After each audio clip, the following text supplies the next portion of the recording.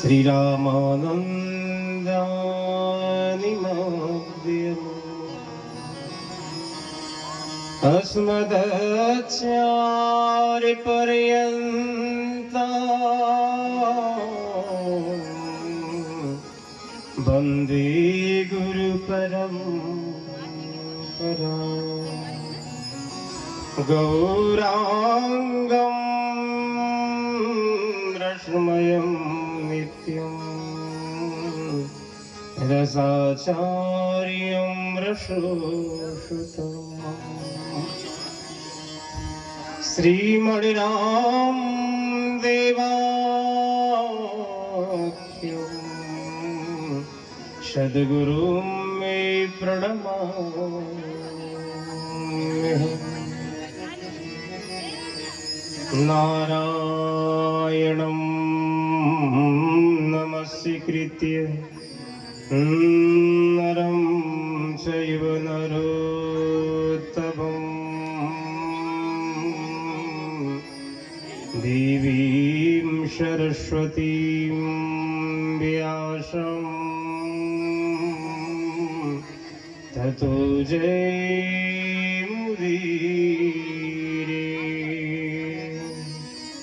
जय जय श्री राधा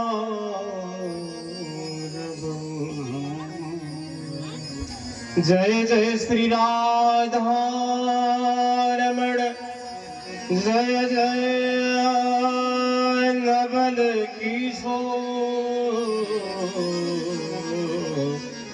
जय गोपी चित चोर प्रभु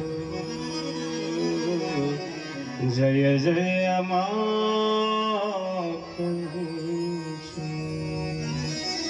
बोलो वृंदावन बिहारी लाल की जय हो। बरसाने वारी की जय, आज की आनंद की जय, पवन सुत हनुमान की जय। जय जय जय श्री राधे।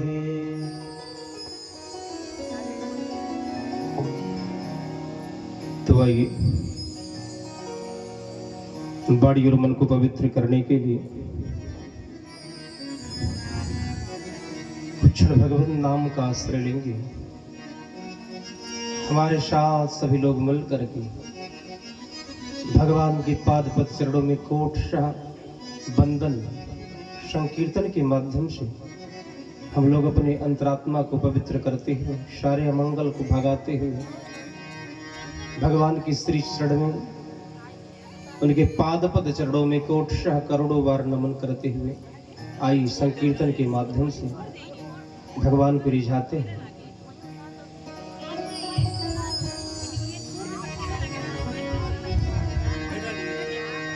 श्री राधे राधे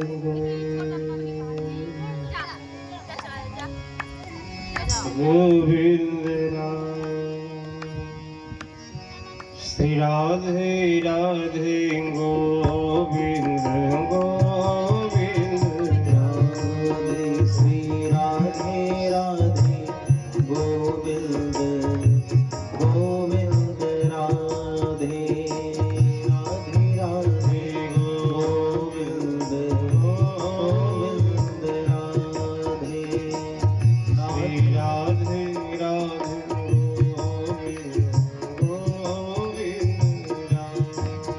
श्री राम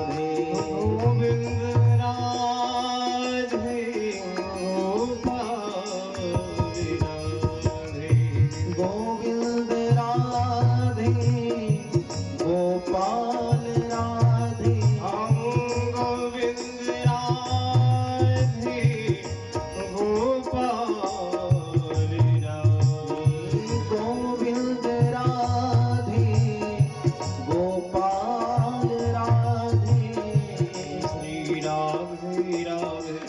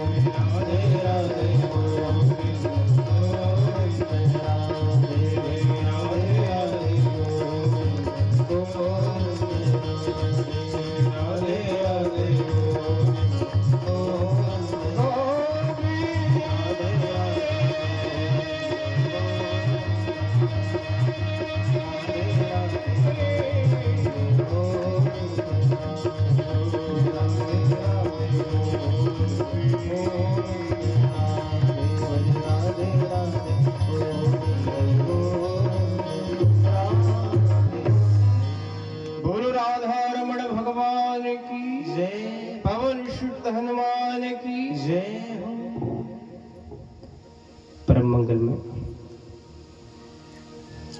प्रातवर अखिलेश्वर कारण करुणा प्रौढ़ालय भक्तवान से कल्पतरु तड़ुजित वृंदित पीतांबरधारी प्रभु श्रीवाल कृष्णलाल जी महाराज के पाद पद चरणों में हम लोग कोट शरण नमन करते हैं। भगवान का दिव्य भव्य नव्य पावन चरित्रामृत का रसास्वादन आप लोग कर रहे हैं। पांडेयपुरा ग्राम सभा के दिव्य पावन प्रांगण में हमारे परम आदरणीय परम स्नेही श्री राम श्री पांडे जी के यहाँ पूज्य माता जी, बाबू जी, पूरा इनका परिकर परिवार श्रीमद् भागवत का रसास्वादन कर रहे हैं। और श्रीमद् भागवत का रसास्वादन करने मात्र से जीव का परम कल्याण हो जाता है। जो एक बार प्रेम और भाव से भागवत कथा को सुन लेता है, श्रवण कर लेता है, उसके सारे व्याध दूर हो जाते हैं, सारे संकट दूर हो जाते हैं, पाप का लेश शेष नहीं बचता, वह जीव परम पावन परम पुनीत हो जाता है, सारे मंगल दूर हो जाते हैं। मंगल भवन अमंगल हारी, सारे अमंगल। जो अपवित्रों को भी पवित्र कर देता है, अमंगलों को भी मंगल और पावन कर देता है, उसे कहते श्रीमद् भागवत कथा। जो सुनने मात्र से महाराज उस परम तत्व परमात्मा का पद पा जाता है, केवल श्रवण करने मात्र से। इसलिए सत्संग बहुत जरूरी है। जीवन में आपने सत्य का संग नहीं किया तो आपने कुछ नहीं पाया। गोस्वामी तुलसीदास जी लिखते हैं, बिनु सत्संग विवेक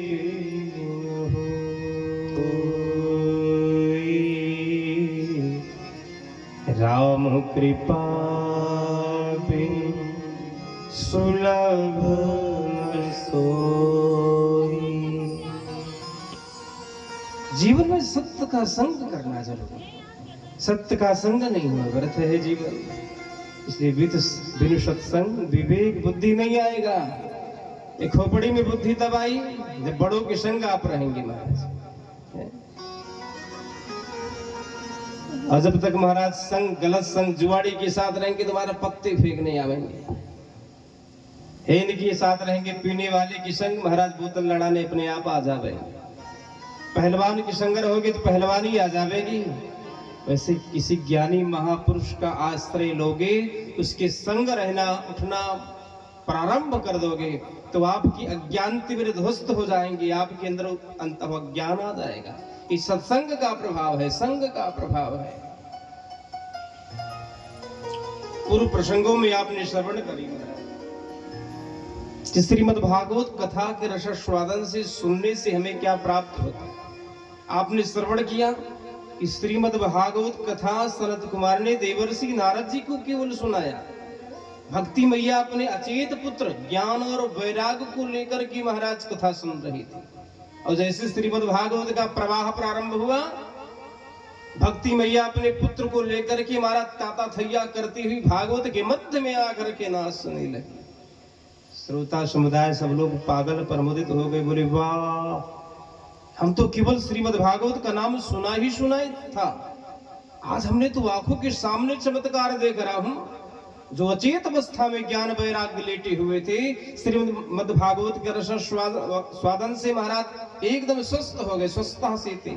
सर्वांग विज्जरा, पहलवान बलवान हो गए, सुदृढ़ हो गए। बोले वाह महाराज, तो गजब कर दिया श्रीमद् भागवत कथा ने। अब प्रश्न हुआ, भगवान पापी कैसे तरते हैं? क्या श्रीमद् भागवत के रसास्वादन से पापी भी तर सकते हैं? ये प्रश्न किसका रहा? देवर्षि नारद जी ने प्रश्न किया, भगवान क्या पापी का कल्याण हो सकता है? सनत कुमार ने कहा, पापी की बात ही छोड़ दो। जिसने पूरा जीवन पापाचार में, दुष्टाचार में, वैश्याओं में, मार काट में ही जीवन बिताया हो और मरने के बाद भी सुन ले, वो भी परम पावन परम पुनीत हो जाता है। अब तो देवर्षि नारद जी आश्चर्यचकित है, भैया ऐसा कभी संभव हुआ है? कोई मरने के बाद सुन ले वो भी परम पावन हो जाए? देवर्षि नारद जी अवाक है गए। तो श्री सनत कुमार ने कहा, मैं आपको दिव्य कथा सुनाता हूं। तो किसकी कथा सुनाई? धुंधकारी की दिव्य कथा सुनाई। एक महाराज आत्मदेव नामक ब्राह्मण थे। बड़े सीधन सज्जन थे। और जितने सीधे सज्जन महाराज जी, उनकी धर्मपत्नी उतनी ही महाराज क्रूरा प्रायसु बहुजन पिका। जब तक पड़ोसी की यहाँ लाठी चार्ज ना हो जाए तब तक भोजन हजम ना हो महाराज।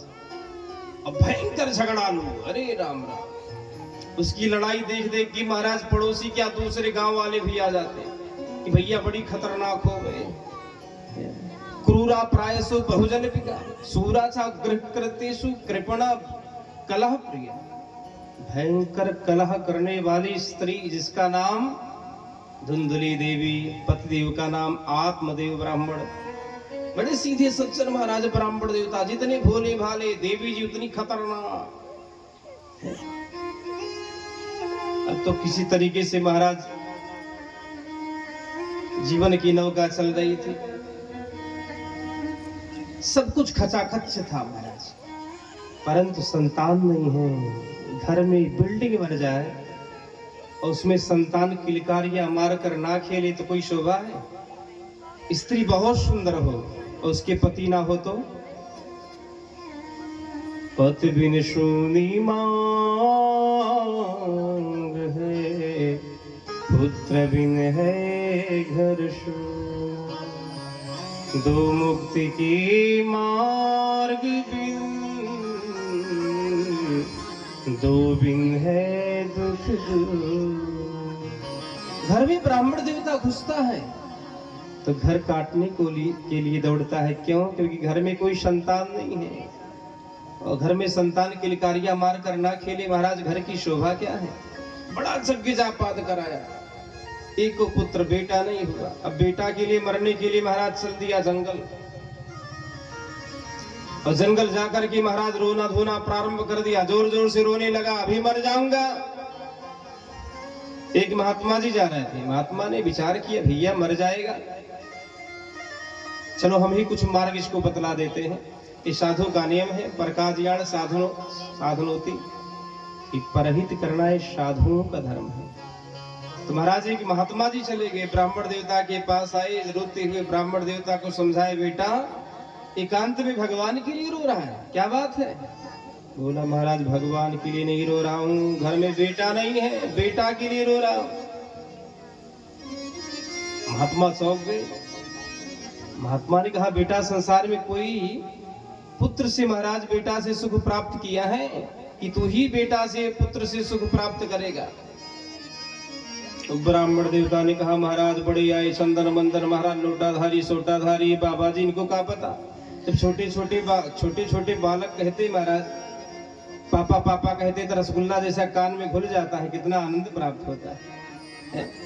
सारी व्यथा मिट जाती है, सारी शंकाएं सारी चिंताएं मिट जाती है महाराज जी। और ये पिता का आनंद तो पाया नहीं है, एक गृहस्थ आश्रम में आया नहीं है, धर्म पत्नी और बेटा को क्या जाने महात्मा। ब्राह्मण देवता ने कहा महाराज आपको शायद मालूम नहीं है, बेटा का सुख जब प्राप्त होता है तो आनंद का पारावार नहीं रहता। महात्मा बोले ठीक है भैया। तो महाराज हमारे ललाट को पढ़कर देखो। ललाट को पढ़कर के महाराज महात्मा जी ने देख लिया। महात्मा जी ने कहा भैया सप्त जन्मा भवति पुत्र नैव च नैव च, 7 जन्म तक तेरे बेटा नहीं हो सकता। अब तो ब्राह्मण का दुख तो 1 जन्म का है। उसने कहा महाराज आप तो 1 जन्म का दुख आपने 7 गुना कर दिया। अब आपकी चरणों में मर जाऊंगा, और जब मर जाऊंगा तो ब्रह्म हत्या लग जाएगी, और ब्रह्म हत्या लग जाएगी महाराज सीधा नरक जाओ। महात्मा भी डर गए भैया क्या करूं। ब्राह्मण देवता ने कहा जल्दी बेटा दीजिए, नहीं आपके चरणों में मरता हूं। संत महात्मा ने महाराज चमत्कारी दिव्य फल प्रदान कर दिया। फल को पाकर के महाराज एकदम प्रसन्न प्रमुदित हो गया। बोला वाह महाराज कोई तो नियम होंगे, दवाई की साथ बिना नियम का, जब तक नियम का पालन नहीं होगा तब तक रोगी सुस्त नहीं होगा। दवा कब काम करता है? जब नियम के साथ आप रहेंगे। तो कुछ तो नियम होंगे। महात्मा ने बोल दिया भैया आपकी धर्म पत्नी एकदम किसी से लड़ाई झगड़ा ना करे। ब्राह्मण देवता विचार करने लगा हमारी धर्म पत्नी तो शुरू से महाराज सुबह से शुरू होती तो शाम हो जाता, पूरी रात यूं ही बीत जाती, लेकिन उसका मुख बंद नहीं होता। भयंकर लड़ाई करने वाली, झगड़ालू। अब कैसे महात्मा जी को बताऊं कि धर्म पत्नी हमारी बड़ी उदंड है, मैं बड़ी खतरनाक हो, सूरा जाग्रह कृतेषु कृपणा कलह प्रिया। लेकिन महात्मा ने कहा ये सब बता दूंगा तो महात्मा जी फल ले लेंगे, देवेंगे नहीं। मौन हो गया। ब्राह्मण देवता बड़े होशियार थे। दूसरी बात, एक टाइम भोजन करे। अब तो महात्मा ब्राह्मण देवता परेशान, मेरी धर्म पत्नी दिन भर में 10 बार भोजन करती है, यूं ही पेट भरता नहीं। 10 बार भोजन करने वाली धर्म पत्नी से कहूंगा एक बार भोजन कर, तो सिर के शायद बार ना रहे। ब्राह्मण देवता परेशान, बोले हाँ हाँ महाराज ठीक है, तनिक चिंता ना करो, ऐसे होगा जैसे आप बता रहे हैं। बोले महाराज इसी का नियम का अगर ऐसे पालन हो गया तो आपके घर में साक्षात भगवान जैसा पुत्र का जन्म होगा। ओहो, ब्राह्मण देवता प्रसन्न हो गए। प्रसन्न होकर के महाराज जी फल लेकर चल दिए। फल लेकर आए, बोले देवी धुंधली सुनती हो। अब तो धुंधली देवी जब सुनी, महाराज जी दौड़ करके आ गई। और आकर के महाराज जी जब देखी अपने स्वामी जी का मुखमंडल एकदम महाराज खिला हुआ। दिन आते थे, मुखमंडल मलिन रहता था, मुरझाया रहता था, कोई तेजना कोई ओज नहीं है।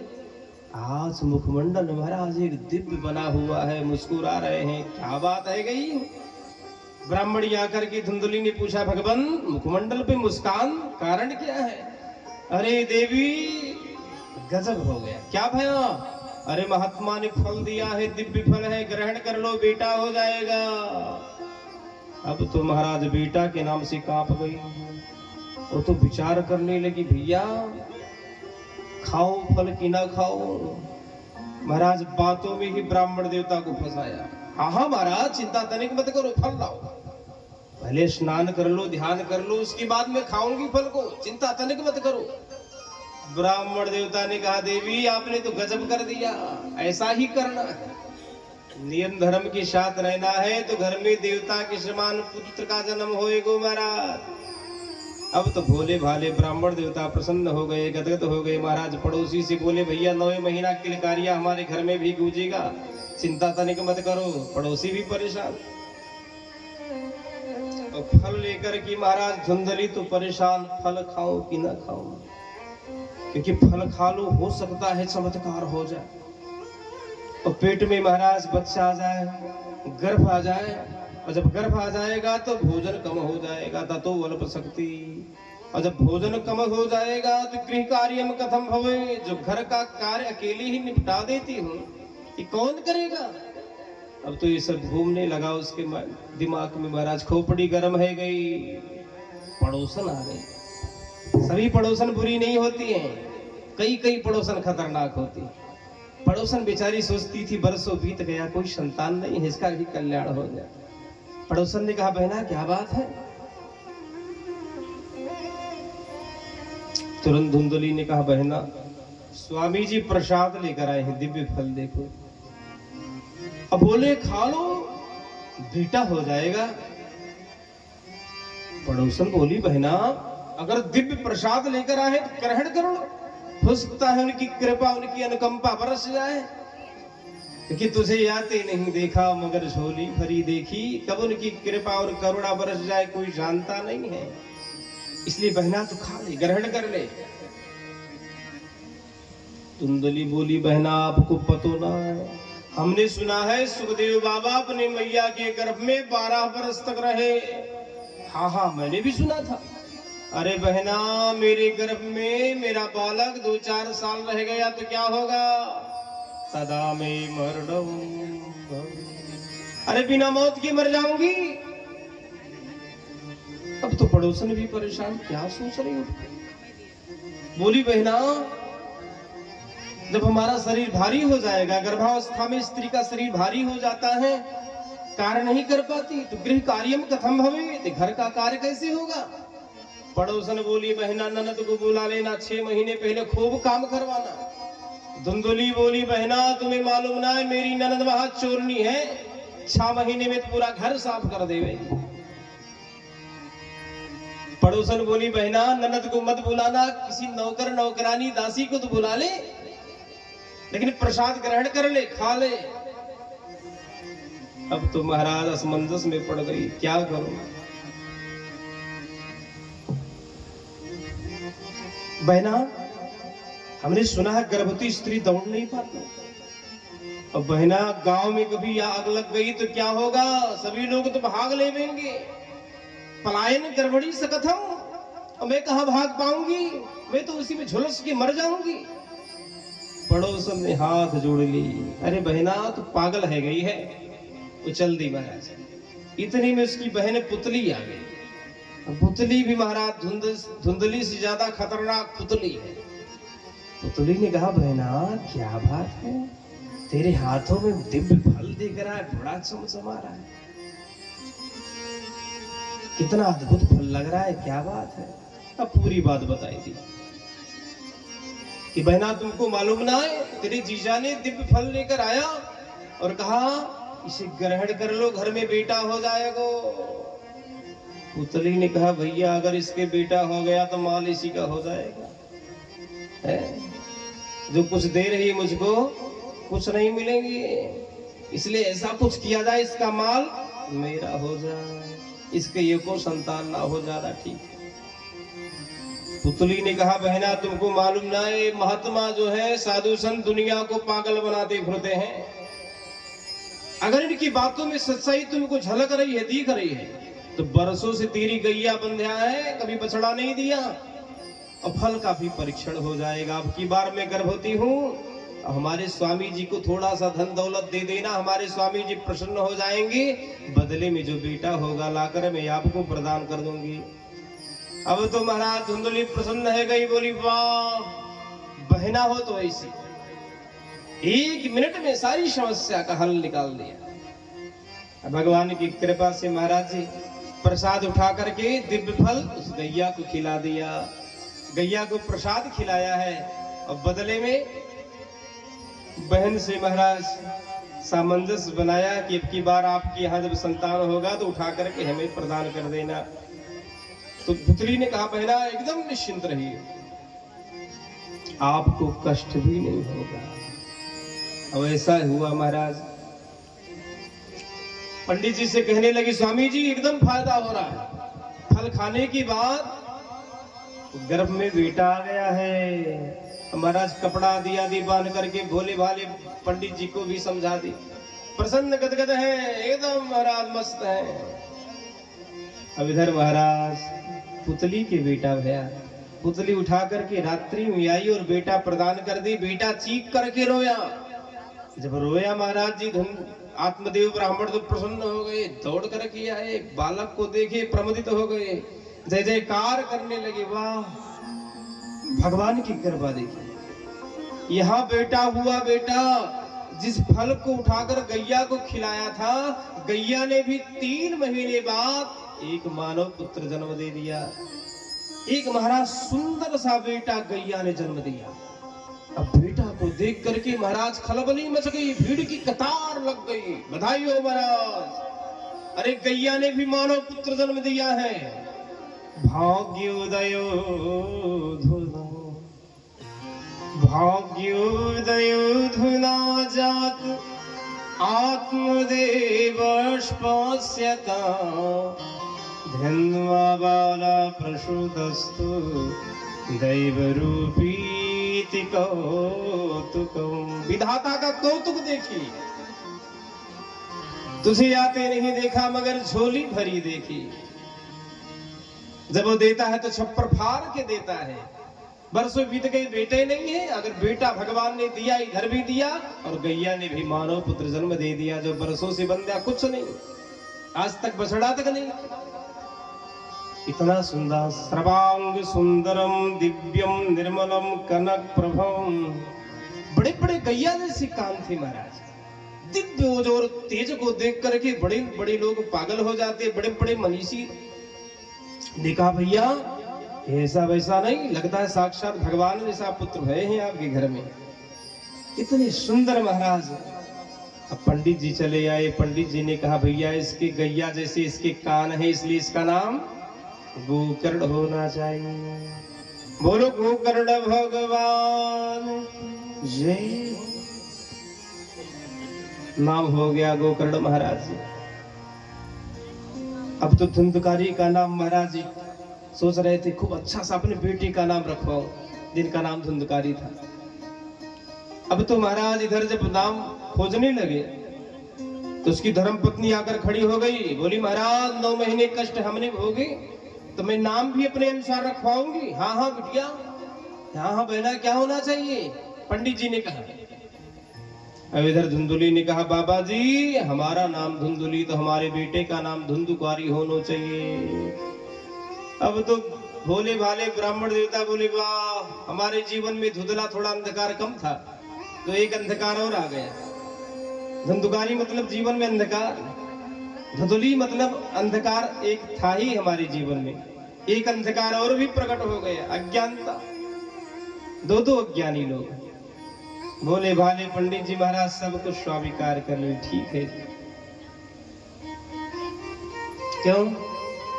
क्योंकि जो भगवान करते सो अच्छा करते, इसलिए गोस्वामी तुलसीदास जी ने लिखा है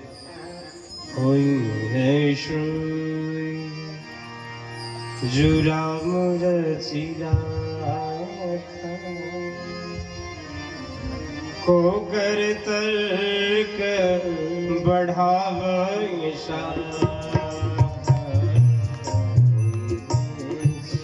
प्रेम राम रचिया को कर तर्क बढ़ावे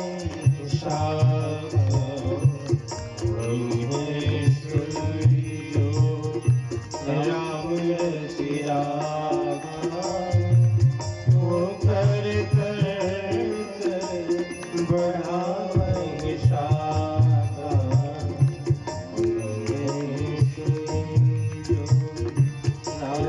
रचिया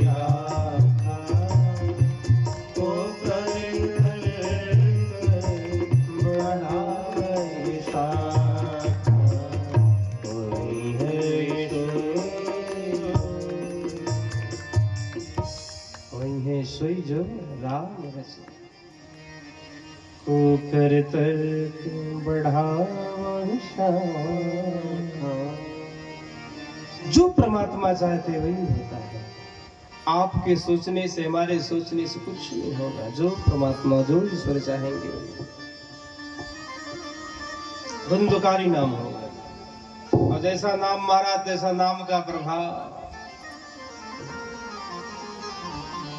जब विद्यालय जाता है छोटे छोटे बच्चे को उठाकर के कुएं में डाल देता है धुंधकारी। और गोकर्ण जी जहां जाते हैं महाराज अपनी ख्याति उत्पन्न कर देते हैं, नाम की महिमा। ऐसा महाराज ज्ञान और तत्वतः सत्संग करते हैं कि जीव भी उस ज्ञान को प्राप्त करके अपने आप को लाभान्वित समझता है, पागल दीवाना बन जाता है।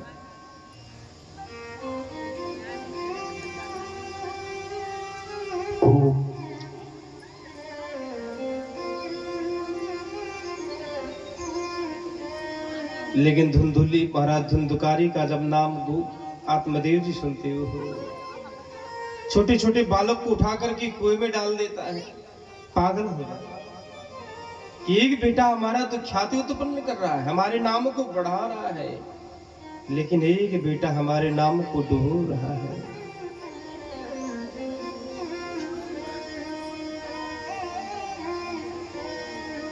श्री सूत जी कहते हैं जीवन में अगर धुंधुली ने सत्संग किया होता तो ऐसा थोड़ी ना होता। इस सत्संग का प्रभाव, सत्संग अगर होंगे, क्योंकि जहां ईर्ष्या द्वेष होगा, मोह माया उठ पटांग, जैसा सोचेंगे वैसे महाराज संतान भी होंगे। गैया सूक्ष्म है, न किसी की महाराज चुगली करती है, न कोई कपट है, न कोई छल है। इसलिए गैया ने मानव पुत्र दिया तो भगवान जैसा दिया। क्योंकि गर्भवती स्त्री जैसा सोचेंगी, जैसा कार्य करेंगे वैसे ही संतान होंगे। ये माता पिता के प्रभाव से ही संतान होते हैं।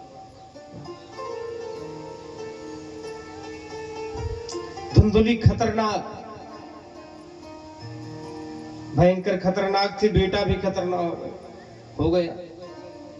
कवि ने कहा, अरे सासू को देख सिंघनी सी जमुहाई लेती।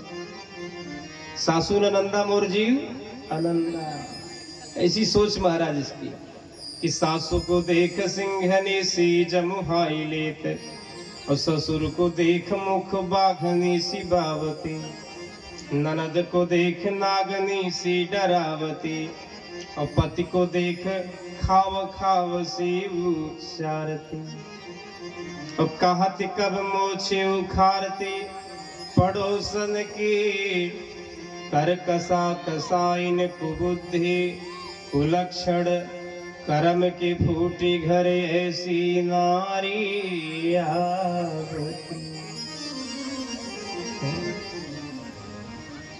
ऐसे घर में बहू आ जाए, बहू जो सासू की लहू को निकाल दे, नाम बहू क्या करेगी? सासू की लहू को निकाल के रख देगी महाराज।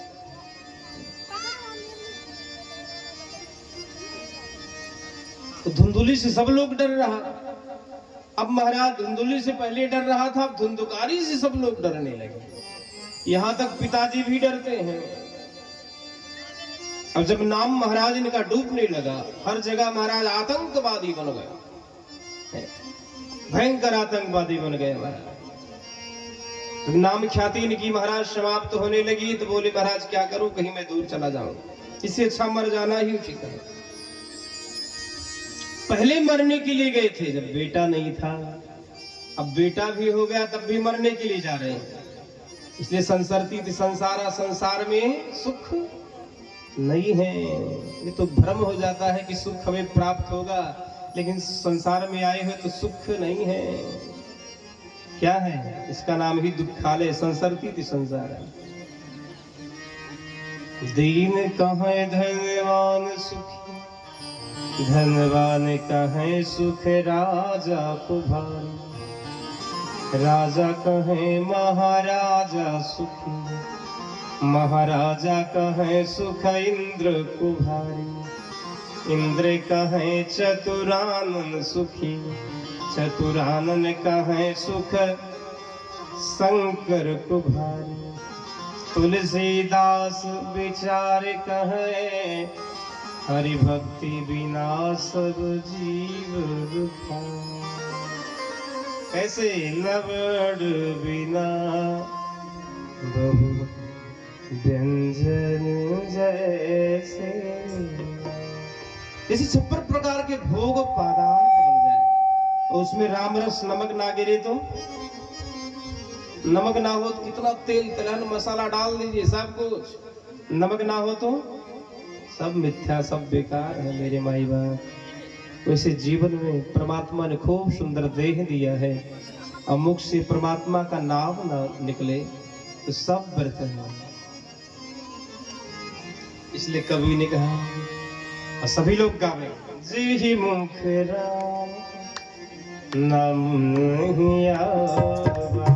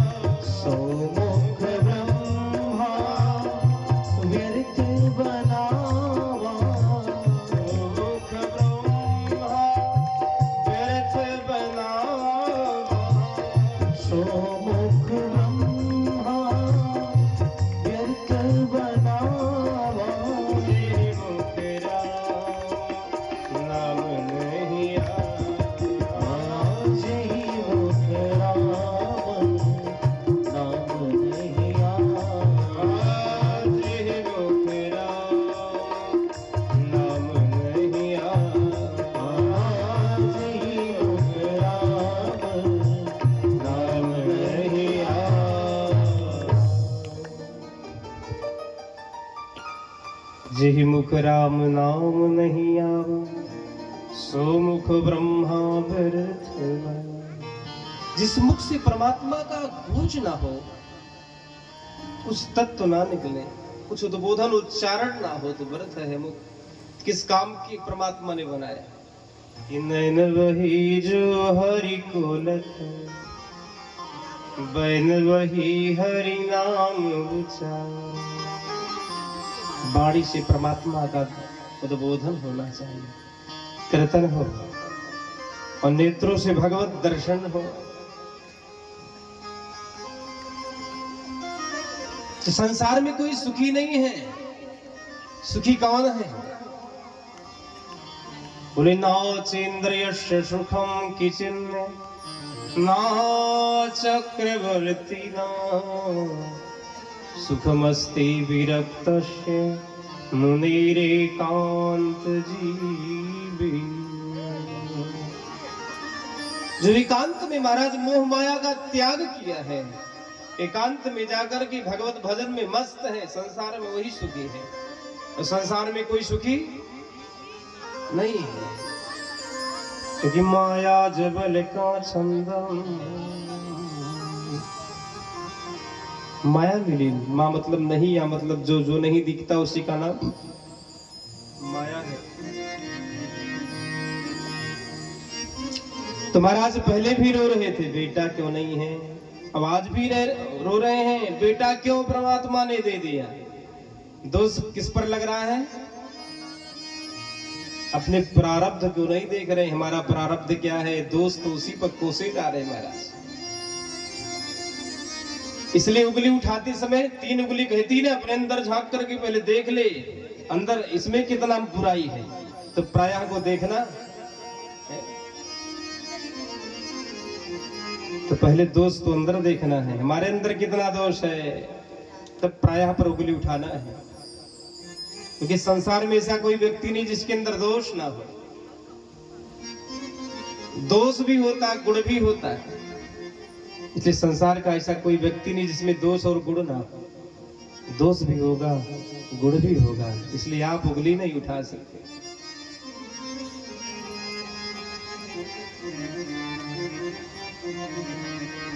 आत्मदेव ब्राह्मण हाजिर हो रहे हैं कि बेटा क्यों परमात्मा ने दे दिया, इससे अच्छा तो हमें तो मर जाना चाहिए। बेटा क्यों दिया? वैराग्य आ गया। हे भगवान, अब अपने शरण में आप हमें ले लीजिए। कब? जब भारी विपत्ति, जब ठोकर मिल जाता है जीवन में, परिवार से तो वैराग्य आ जाता है। मरकुटो जैसा वैराग, कई का महाराज बंदर जैसा वैराग्य होता है। घर में जब महाराज होते खटपट, चल बाबा के मठ पर। लेकिन चलते चलते महाराज जी स्टेशन पे गए, बैठे थे महाराज, अब तो पप्पू की याद आ गई। अरे महाराज, घर में लड़ाई झगड़ा किसके नहीं होते हैं।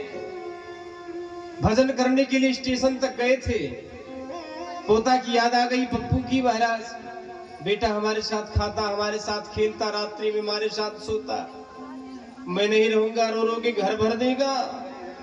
महाराज वहां सत्संग करने के लिए वहां तक गए थे, माया ने खींच लिया। माया की जन